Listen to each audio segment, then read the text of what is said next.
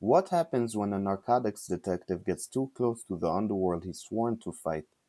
In New York City, during the height of the drug trade, that line could disappear quickly. And in 1985, a former NYPD detective was found dead in the backseat of his car. His name was Vincent Albano. Welcome to Underworld Origins. Vincent Albano entered the New York Police Department in 1958. By the early 1960s, he was assigned to the Narcotics Division, one of the most dangerous units in the city.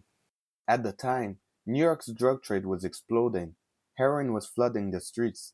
The mob controlled much of it. Albano, then a young patrolman working narcotics, quickly built a reputation as a tough and reliable cop. In one early case, he went undercover as a high school student, slipping inside drug networks operating in city schools. It was risky work, and it demanded patience and nerve.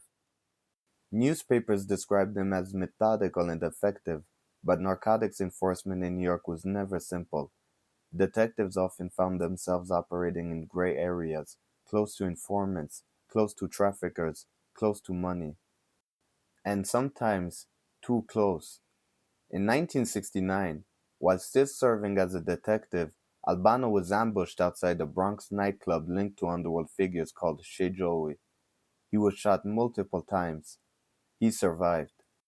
At the time of the attack, Albano was carrying papers related to the sentencing of a major drug trafficker called Salvatore Tomasetti.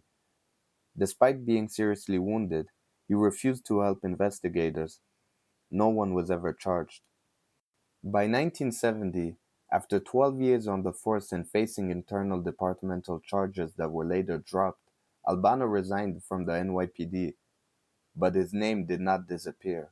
After leaving the department, he entered private business. He acquired several properties on Manhattan's Lower East Side. He owned small retail businesses. He maintained a condominium in Florida. And he kept a yacht off Long Island, an area once nicknamed the Mob Riviera because of the number of organized crime figures who lived there.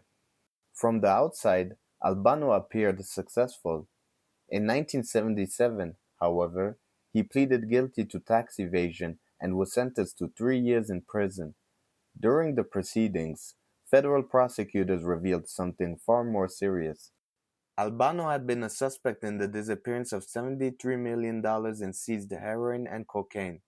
The drugs had been stored inside the NYPD's property office, part of the evidence in the infamous French Connection case. The drugs were never recovered. No one was ever charged. By the summer of 1985, whatever protection Albano once had was gone. On July 5th, 1985, his body was found in the back seat of his car in the parking lot of University Hospital on Staten Island. He had been shot multiple times. There were no signs of robbery, no evidence of a struggle. Authorities called it a deliberate, professional killing. Vincent Albano was 53 years old, a former narcotics detective whose career placed him between law enforcement, organized crime, and millions of dollars in missing narcotics. For more stories from the hidden world of crime and power, subscribe to Underworld Origins.